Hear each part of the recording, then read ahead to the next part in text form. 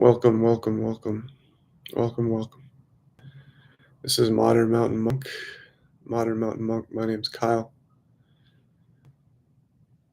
So tonight I'm going to talk about reality and the idea that and the feeling that all of reality is divine.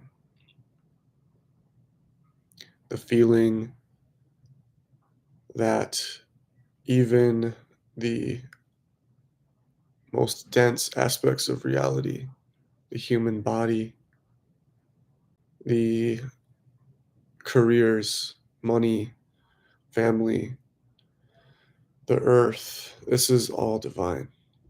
This is absolutely all divine. And of course, there are vibrations of reality that are at different heights. And of course, the highest is like the Godhead, the Ein Sof, the Shiva, the Shakti, the essence, source. And this is beyond really anything that we can talk about, the highest vibration. But of course, God brought herself into this dance of duality, suffering, confusion, to become even more perfect. Hello, good evening, everybody. Hi there, hi there, hi there. God is experiencing herself through yourself. God is able to experience a more deep experiential way through all of this confusion,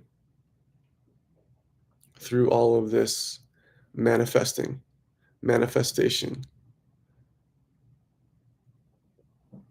How are we supposed to know the ultimate light if we don't also know the darkest of the dark?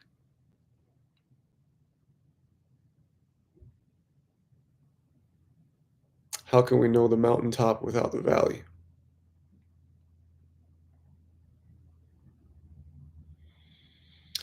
Yeah, the mountaintop just doesn't feel as sweet if you don't know the valley. The overwhelming pouring of the divine heart wouldn't be so healing if we also didn't know heartache and brokenheartedness.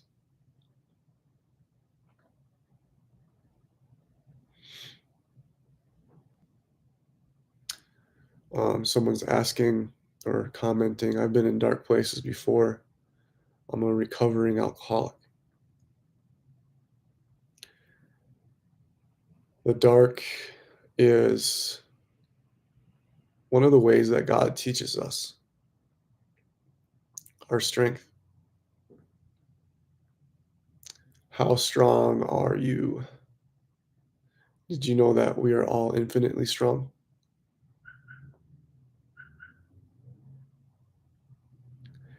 And did you know that God created alcohol to challenge us, to keep us on our toes, to experience the darkness, but also to experience bliss?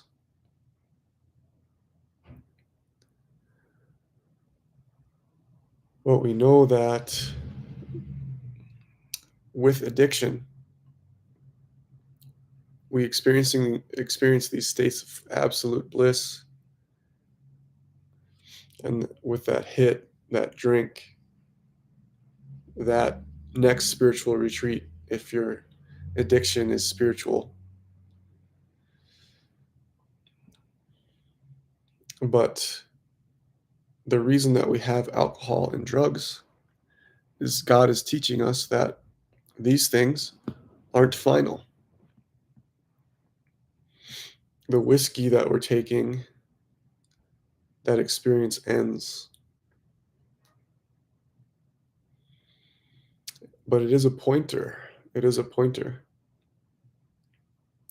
That experience, I'm using experience in quotations here because that experience that we have, say after that drink, that's not just an experience. That highest sense, that bliss is what you are. It's pointing you directly back to what you are in your deepest sense.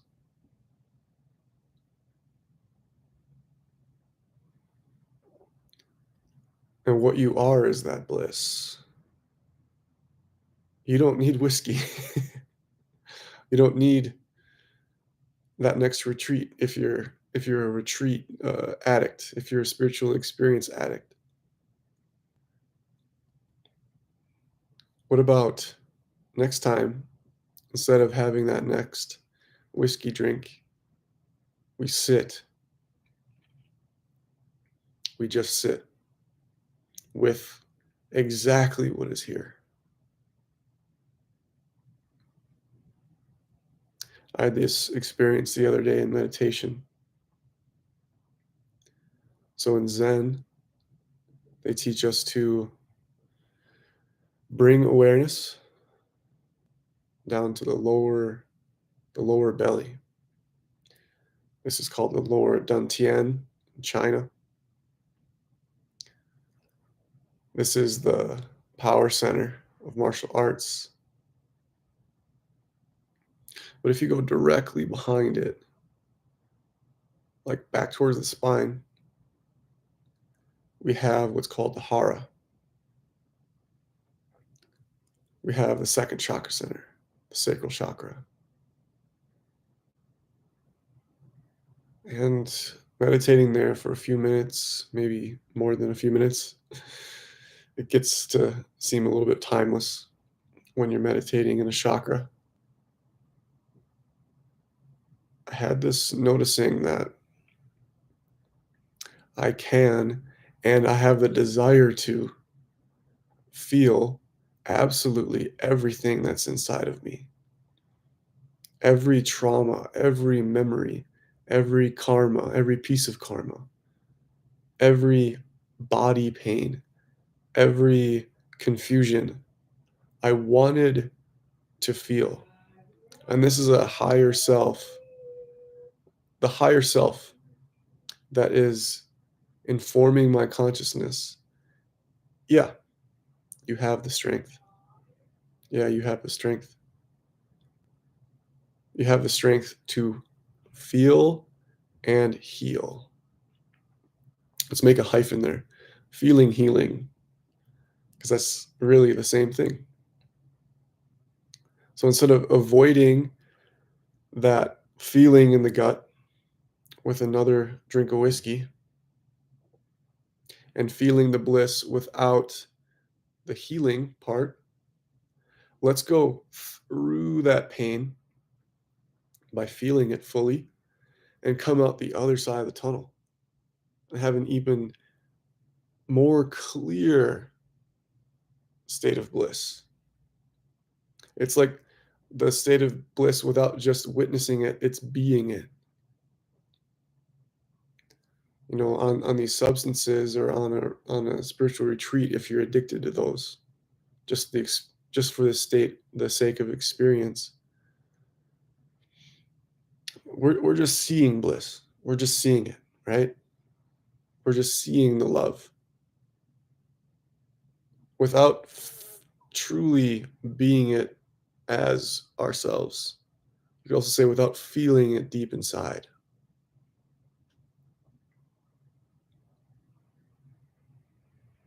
Like silence. Silence is a form of bliss. It's actually the space in which bliss occurs. Now, if we're a hiker, hello, hello, brother, hello, hello. If we're a hiker and we experience silence only in nature, we're going to constantly be seeking and going on that next hike. But did you know? I don't even know if I have to say this, but silence is inside as well. Silence is one. Silence is one. So, whatever silence you're experiencing in nature, that is what I am. That's what you are. That's what we are. Hello, hello. So, yeah, we're all silence. We are all silence. And silence really is that first stepping back away from being so involved in that which is supposed to confuse us. We're supposed to be confused so that we can step back and see the big picture. And that's a remembering, right? If we're that whiskey addict and you have that drink, it's a remembering. Oh, yeah. Why do I need to have that drink? I remember that this feeling is not a feeling, it's actually what I am.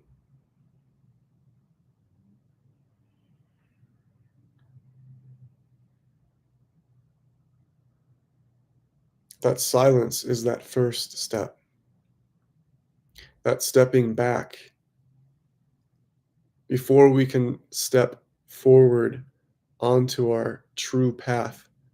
We have to take that backwards half step into silence. Let's say, let's use the sixth chakra center as an example, the third eye. In Western culture, which has been spread out throughout the world to 90% of the world, so let's say 90% of people are this way. You know, when I'm at work, for example, my consciousness is right here. My sense of what I am is limited in the front of the brain. And what is the front of the brain responsible for? Well, you're probably there right now thinking about it, right? The front of the brain is designed for logical worry, anxiety, future or past, planning, plotting, scenarios, agenda. You know, we're actually, as humans, we're really, really good at that. And that, in a sense, is a problem, but it's a designed problem by infinite intelligence of the universe and that which created the infinite intelligence of the universe. It's a design flaw because it's not a flaw. But when you're so in it, or at least that first step back from the busy mind into the true third eye, yes, then the thinking mind begins to feel like a design flaw. Why do I have to have all these thoughts? Why am I so confused? Why do I go for those addictions?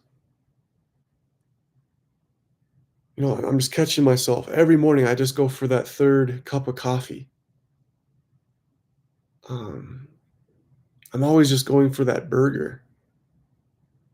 I'm always just telling myself I'm too tired to exercise. But when we take that step back into that first stage of divinity, stepping out of the human and back and reminding ourselves of this reality. It's a remembering. This is more towards the center or the back of the skull, the true third eye. Dan's says, "This makes so much sense. Thank you." Yeah. Why does it make sense? Because we are remembering, right? So a spiritual teaching should be able to be taught to a child, and they're like, "Oh yeah, that's true." Or your own inner child, your heart, your gut, your silent mind. Like this should just resonate, right? There's a resonance. It's a beautiful word, resonance. Our hearts resonating with one another, our mind resonating with the one mind. How many minds are there, right? Okay, that design flaw, that's one design flaw of the mind. The singularity of the design flaw that God put into the video game of life. Sorry, I don't play video games, so I don't know what that would be called. It's the opposite of a cheat code. What would be the opposite of a cheat code in a video game? I guess I'll just call it a design flaw. But yeah, initially, that first step out of divinity shouldn't be so complicated like a prison break. You know, that is, in a sense, one way to solve the mind is to break yourself out of prison by following the traps all the way to their roots, and like solving the mind and seeing that the mind, at least the intellect will never solve reality. That is a realization in and of itself. When you're If you're just in the mind and you're trying to solve reality, solve truth, and you follow all the traps and realize this human mind is finite and can't figure out truth. That is one way to step into reality. But I think an easier step, that's more of a final kind of step that requires a lot of self-reflection, a lot of deep psychology. But what's easier is in meditation, taking that step back. And it's not just in the mind. You can do this at every chakra center, every single chakra center. Like with the crown, it's more of a going up, though, going ascending more, ascending more, ascending more. And what's unique about the crown chakra, though, is the ascending leads to the descent of the light, the descent of divinity itself, pure divinity, which is coming down to transform all of the chakras, both the front, which is the human part of the chakras, the front body, the front mind, the scared voice, like I'm small, I shouldn't speak. The one who swallows their big voice. That's a throat chakra flaw. Of course, it's not a design flaw. Ultimately, But that's how it feels in that first stepping back. And of course, that throat chakra can also widen. So, in review, that third eye can step back into the back of the skull as if there's like a trap door back there into infinite space. That crown can ascend, imagining that there are more and more lotus flowers, more and more lotus petals, reaching higher and higher in vibration, like as if you're like reaching into the kingdom of heaven itself, not as if you are. And then that's when God comes down, the Divine Mother, Divine Father, coming down into everything, absolutely everything. But what's the most important part is that coming down into, say, the throat chakra and transforming that confused small voice and allowing that to transform into the higher vibration of what we are, not just you, it's us, all of us. Before I continue, there's a few questions in the chat here. One question: I started focusing on my third eye chakra and started feeling an itching sensation coming from it. Yeah, that's a beautiful sensation. That's a sign of healing. Whenever there's itchiness in the body, when we're meditating, and it doesn't feel merely physical, that is healing, right? The physical body is transforming into a more angelic version of yourself. And imagine upgrading like a Windows 95 computer to a brand new Macintosh. Like, that's what we're doing, right? We're out of date. This body is out of date. We need to be updating, upgrading, getting that new iOS system. And is that going to be messy? Yeah, super messy. I'm trying to avoid swearing on YouTube. Super messy. Okay. That third eye is opening into vastness. That's what the third eye is trying to do. Next question. Have you seen The Laws of the Sun spiritual movie? No, I have not. It's an anime movie on YouTube that really gave me help. That's great. Yeah, I mean, we find things that are meant for us. You know, you find that teacher, you find that movie, you find that book, and just remembering that we're all on the path, and it is the path, but we go about it differently. And God, the divine, the intelligence, gives us our path in front of us, and it's different for each of us. So that movie is going to have a different impact on you than you say, "Hey mom," or "Hey brother, go check out that movie." You're projecting that they're going to have the exact same experience as you. That's a projection. Okay. Other people should not have the same exact experience that you have when you read a book that changes your life. Other people are either not ready for that lesson, or it's not for them, or they've already learned that lesson. So for you, that movie is absolutely perfect. I'm glad you found it. Sounds amazing. Sounds amazing. Um, I'm happy for that.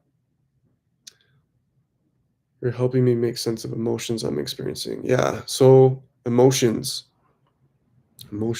human emotions. That is the most difficult and important aspect of the spiritual path. It is the most difficult part. It is the biggest challenge. It's the master's degree of spiritual awakening. Everybody seeing that spiritual guru doesn't matter. Everybody trips over human emotions. If you have a human body, mind, the human emotions, the ego, the cells of the human body, this is the most difficult part. This is the most difficult part. So actually opening the heart chakra to infinite love, it's easy. It's easy.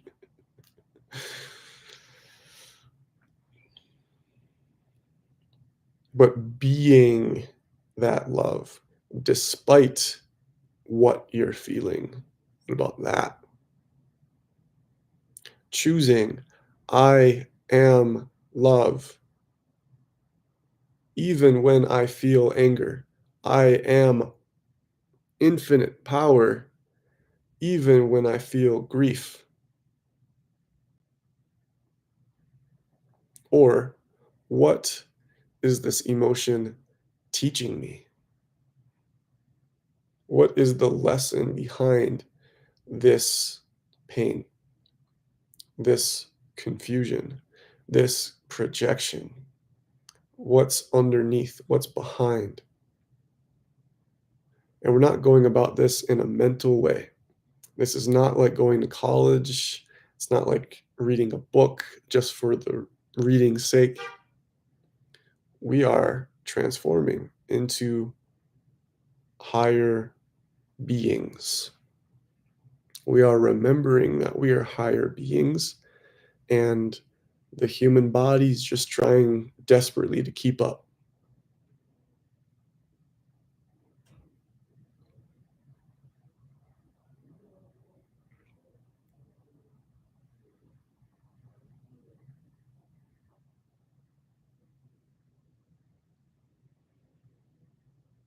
So divinity begins with silence. Healing begins with silence.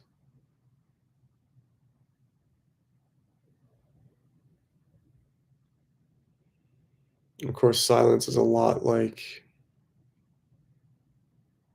the sense of hearing.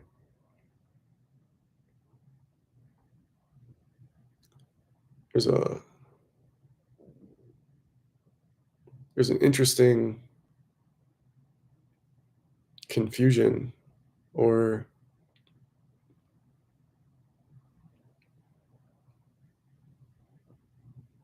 there's like a boundary that's really difficult to be clear on between outer world and inner world.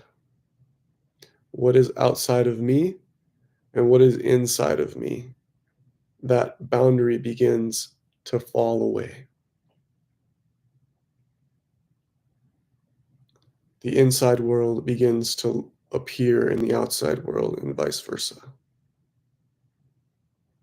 Like projection, emotion, sound, even. Where is that happening outside of me? And where does that outsideness end and I begin? Like with when we're judging other people, where in that process of judgment does that person end and I begin? Well, a little bit of a secret, little thing that might help us. When we're judging, when we're projecting, it's always only happening inside of us.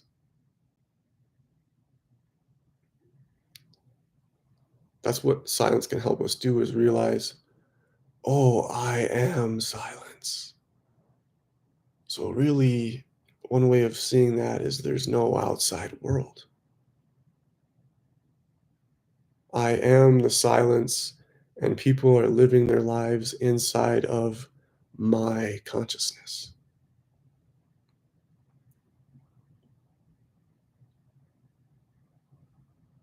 then the boundaries begin to start getting really strange.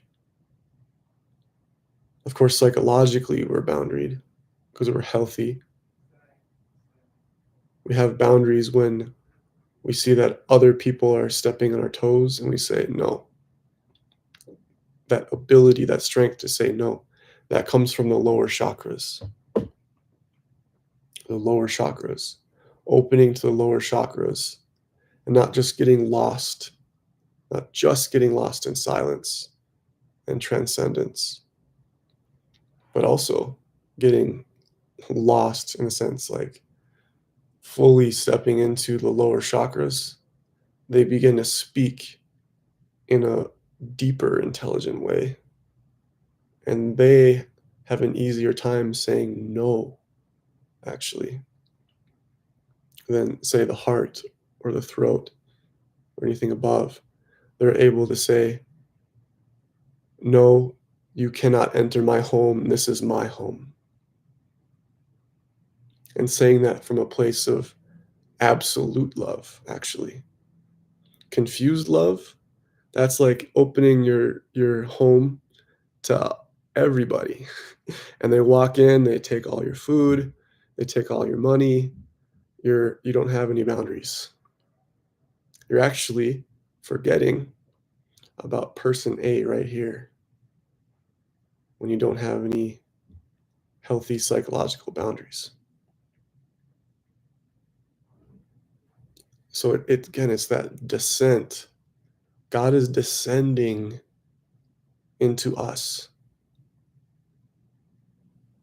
We are the living truth. We are the living version of God's highest vibration. Like, God is good sitting by herself in heaven. She's good, but she wants to come down and make this world of suffering, separation into a world where, yes, we can still have these things, but it's a divine reality. A little secret is it's already a divine reality, but we've forgotten that. We've forgotten that. Oh, let me look at, there's another question here. As individual consciousness, we are provided with what we need when we need it, such as the discovery I have just had meeting you in the here and now. Yeah, consciousness. We are provided with what we need. Yeah. So, yes, the divine descends into us and gives us exactly the messages that we need in every single moment.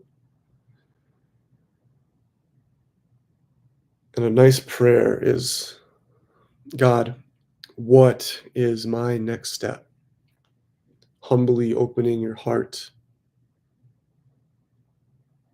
opening your crown, humbly feeling that descent of the light through the opening of the chakras and saying, God, please, what is my next step?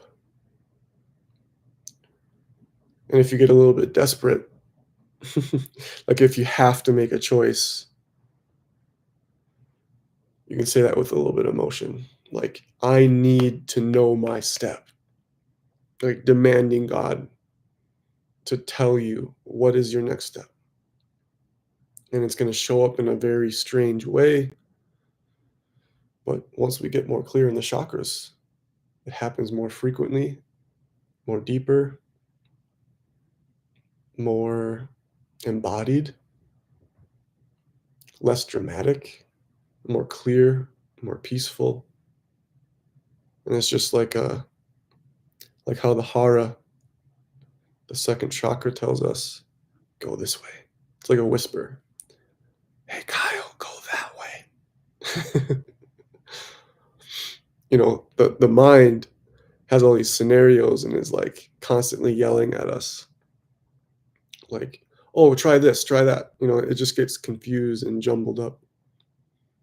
With the lower chakras opening up to the heart, the solar plexus, the root, It's like a go left or interview for that job or go talk to her, you know?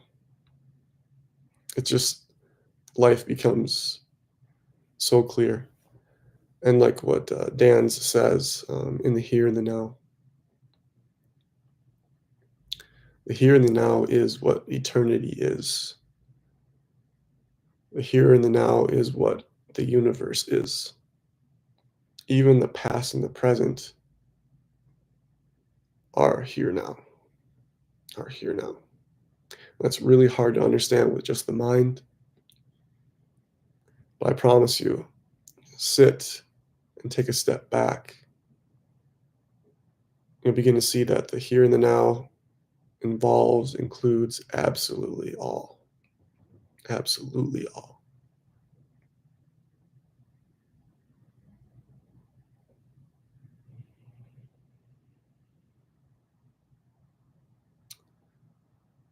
And it really comes down to desire. Desire is a strange thing. You can desire that whiskey, you can desire that next job, but there's always a root to all of these desires, like the ultimate desire is our desire for union with the divine, that desire to remember what we are, that desire to awaken, and not what it looks like in Kyle's mind, not what it looks like in your mind to awaken, not that desire to be that Guruji, that next big writer, but it's that quiet desire to be your highest self without what it looks like, just how it is inside, most importantly. Not so worried about what's going on outside, not so worried about that. All right, another question. Sometimes I feel like this life is a challenge for us to step into our divinity once again, even with all the challenges. Yes, even with all the challenges. Yeah, absolutely. The challenges are the lessons. You know, angels are jealous of us. Angels are jealous of us. Our willingness to come down to earth, sitting up in heaven, feeling all of this bliss, this light, but unfinished. We say, I want to be this. I want to be this light. So that willingness to come down into earth in a human body and say, hey, I'm ready to learn. Even if we've like forgotten what we are, that veil of thinking that we're only human, forgetting divinity, forgetting silence, forgetting peace, forgetting love. Instead, all of that is covered by fear.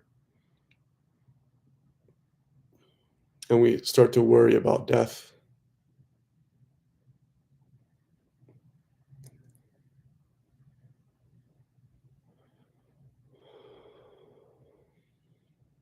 But death, like, we just go back to what we are. And then we go and we try again with that next lifetime.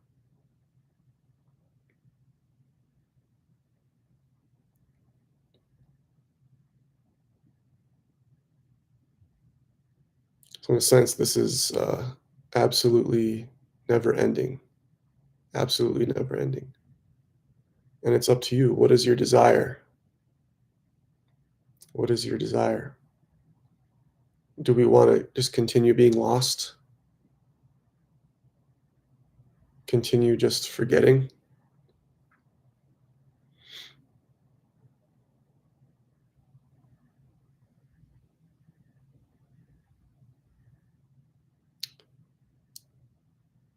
The divine is really calling forth, sending us quiet messages. So are you willing to listen? That's it for tonight. Go forward, go forward, go forward. Be ever in the now, but always looking for that next step. I'll see you later. Have a good night.